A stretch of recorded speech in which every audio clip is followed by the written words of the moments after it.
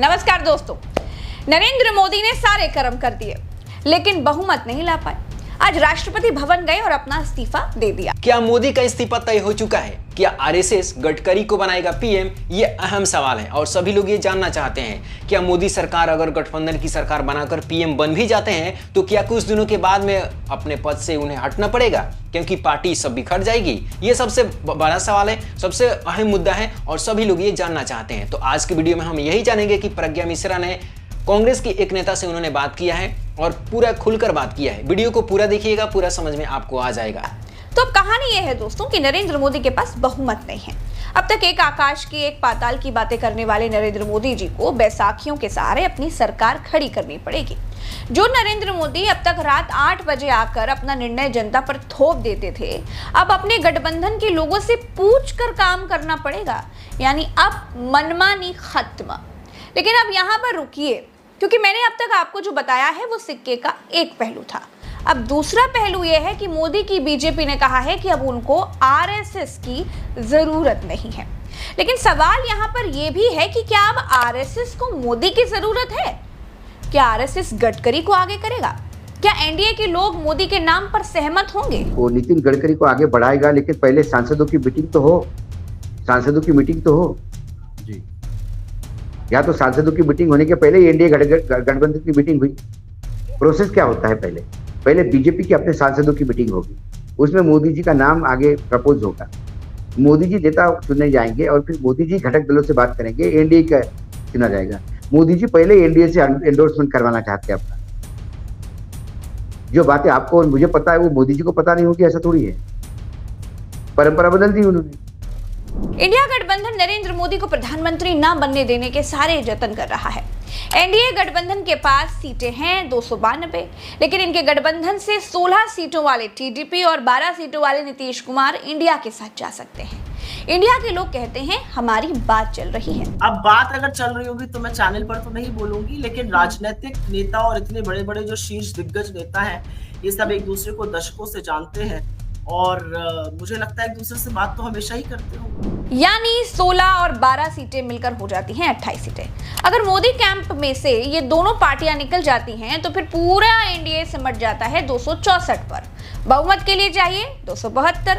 ऐसी सिचुएशन में एनडीए के पास सरकार बनाने लायक आंकड़े नहीं रह जाते हैं। दूसरी तरफ इंडिया के पास है 234 सीटें, यानी बहुमत के लिए इनको चाहिए कुछ 38 सीटें।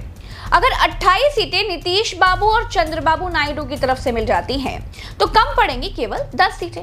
और अब ये 10 सीटें इंडिया गठबंधन निर्दलीय कैंडिडेट से और छोटे दलों को जोड़कर जुटा सकता है। नीतीश कुमार इंडिया के संपर्क में है।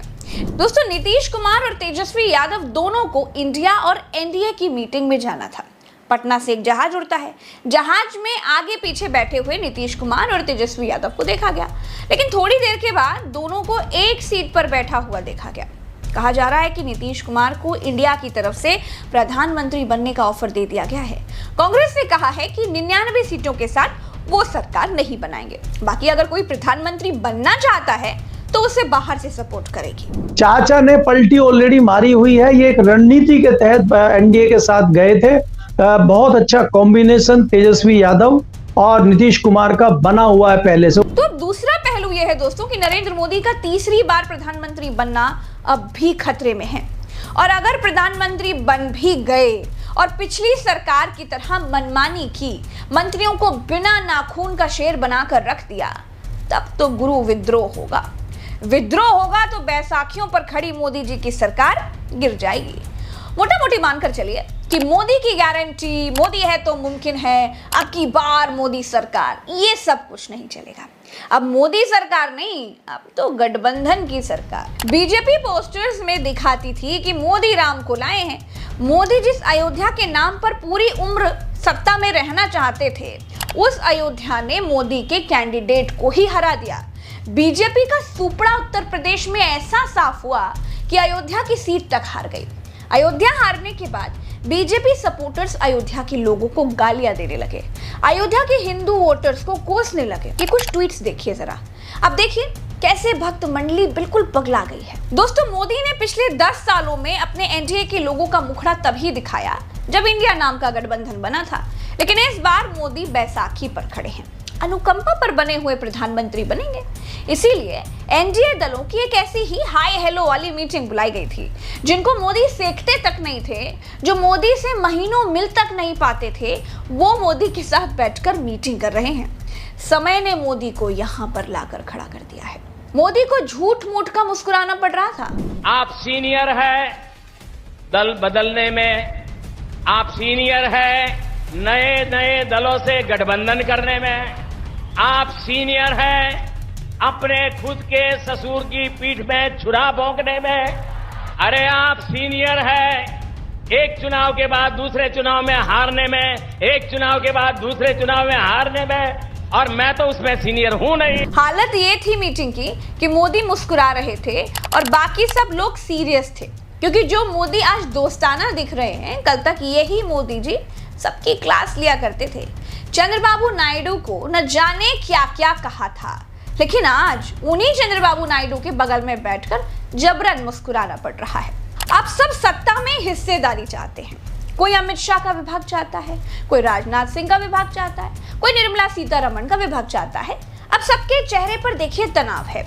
सब सोच रहे हैं कि बहुत हुई 10 साल की तानाशाही गुरु अब अपना हक लेकर रहेंगे। मोदी झूठ मूठ का मुस्कुरा रहे हैं। बाकियों के चेहरे देखिए गंभीरता के कारण तनाव में दिख रहे हैं। सब अपने अपने विभागों के लिए बड़े चिंतित हैं। अब अगले 5 साल मोदी के नाक में यही लोग नकेल डालकर रखेंगे। कहा तो यहां तक जा रहा है कि मोदी को आसानी से सब अपना नेता तक मानने के लिए तैयार नहीं है। मोदी को इससे बड़ी तकलीफ होगी, अपने घर में किराएदार की तरह रहना पड़ेगा। चलिए इस वीडियो में इतना ही, दीजिए इजाजत। राम राम तो अस्सलाम, जय हिंद। तो जैसा कि आपने देखा कि इस आधे घंटे के वीडियो में किस प्रकार से मोदी को भर भर के कांग्रेस की जितने भी नेता हैं सब कुछ उन्होंने बताया है कि मोदी के अंदर वो क्या कमी थी जिसके चलते मोदी हार गए, और वो कमी कभी सुधारने की कोशिश नहीं करेंगे, जिसके चलते हो सकता है कि आने वाले समय में उनको इस्तीफा देना पड़ेगा और आरएसएस गडकरी को पीएम बनाएगी।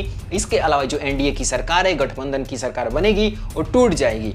ये अहम सवाल सबको एक ना एक दिन कुछ ना कुछ ऐसी गुमराह में डाल देते हैं, ऐसे सोचने पर मजबूर कर देते हैं कि सभी लोग ये सोचने पर लग जाते हैं कि आने वाले समय में आखिर बीजेपी के साथ में होगा क्या। क्योंकि बीजेपी को लेकर काफ़ी सारे सवाल हैं। पिछले साल के मुकाबले इस साल में देखा जाए तो सीट तो बहुमत में नहीं मिली है, लेकिन अगर कांग्रेस से कंपेयर किया जाए तो कांग्रेस का 99 या फिर 100 मान लीजिए, तो वहीं बीजेपी को 240 सीट मिली है। फिर भी लगभग 1.5 गुना 2.5 गुना इस प्रकार से देखा जाए तो बीजेपी कांग्रेस से आगे है। इसके अलावा भी कांग्रेस की सरकार, कांग्रेस के पार्टी और जितने भी इंडिया अलायंस के टीम है, सभी लोग ये चाहते हैं कि ये बीजेपी की सरकार गिराकर अपनी सरकार बनाया जाए। तो आपकी नज़रों में क्या होना चाहिए? क्या मोदी को इस्तीफा अभी फिलहाल दे देनी चाहिए, या आने वाले समय में अपना सरकार बनाकर सरकार चलाने की फोकस करना चाहिए? जो भी आपका मुद्दा हो, जो भी आप सोचते हैं, नीचे कमेंट बॉक्स में जरूर बताएं। इस वीडियो को ज़्यादा से ज़्यादा लाइक करें, शेयर करें, सब्सक्राइब करें, और कोई भी दिल की बात हो तो कमेंट जरूर करें। मिलते हैं नेक्स्ट वीडियो में।